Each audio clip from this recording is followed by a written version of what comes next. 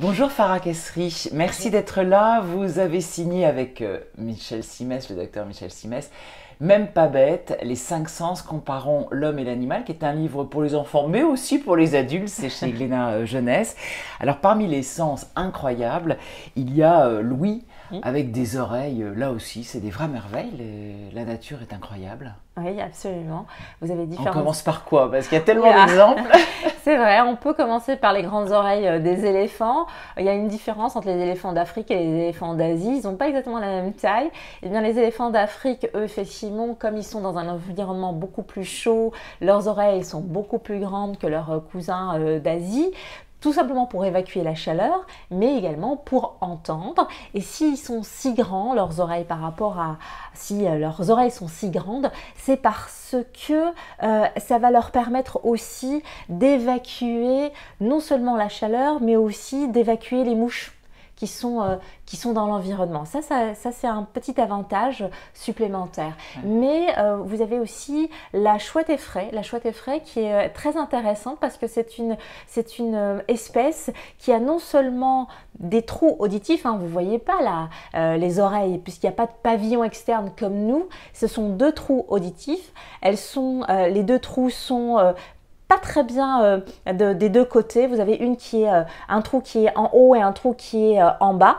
Et ces trous auditifs peuvent s'ouvrir et se fermer. C'est-à-dire qu'une chouette peut parfaitement faire la sourde oreille si elle a envie, mais elle va très bien entendre aussi parce qu'elle a des cellules auditives qui sont au fond de son oreille interne et qui sont capables de capter des sons extrêmement lointains. Elle peut entendre le battement cardiaque d'un rongeur à 3 km. C'est assez puissant comme capacité auditive et elle a aussi une capacité à renouveler ses cellules auditives. C'est-à-dire que si une cellule se casse, si les cils qui permettent justement de capter les vibrations sonores se cassent, eh bien, elle peut réparer et régénérer ses cellules auditives. Donc, ça veut dire qu'elle ne deviendra jamais sourde, mais elle peut faire quand même la sourde oreille si elle veut. C'est quand même incroyable ça.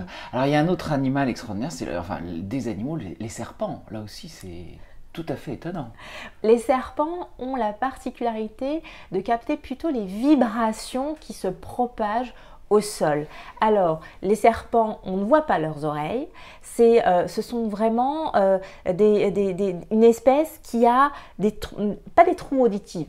C'est dans leur crâne qu'il y a l'oreille interne, c'est-à-dire l'organe central de l'audition qui renferme les cellules ciliées de l'audition. Donc c'est à l'intérieur, c'est un peu comme les requins, on ne voit pas l'oreille, mais l'organe de l'audition est enfui dans le crâne. Donc ça veut dire que cette espèce va entendre, percevoir les vibrations qui se propagent par le sol. Ça va passer par où? Eh bien, ça va passer par la mâchoire. Une mâchoire qui est capable en plus de se désarticuler un petit peu. La mâchoire, c'est plutôt la mandibule, donc la mâchoire inférieure qui peut se désarticuler. Il va pouvoir poser la mâchoire, le côté droit au sol pour entendre ce qui provient de la droite. Et après, il peut aussi entendre de la gauche quand les vibrations vont provenir de la gauche. En fait, il entend en stéréo. Et ça, c'est une capacité qui est particulière.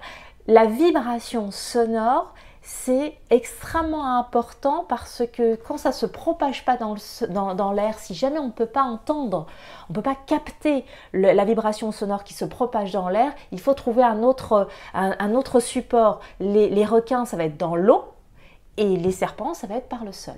C'est incroyable. Il y a d'autres animaux comme ça qui ont développé des ouïes exceptionnelles? Oh, il y a bien sûr le chien. Le chien Oui. a une audition extrêmement importante. Vous avez aussi, par exemple, vous prenez les cigales et les sauterelles, eh bien, elles ont un organe auditif assez intéressant. Moi, je l'ai vraiment découvert parce que ce n'était pas vraiment ma spécialité, l'entomologie.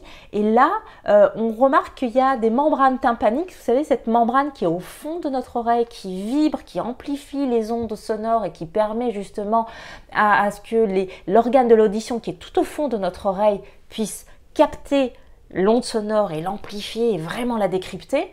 Eh bien, chez les cigales, eh bien, ça va être au niveau de la membrane abdominale, la paroi abdominale, il va y avoir des petites ouvertures avec une membrane tympanique qui va vibrer. Donc ils entendent par le ventre.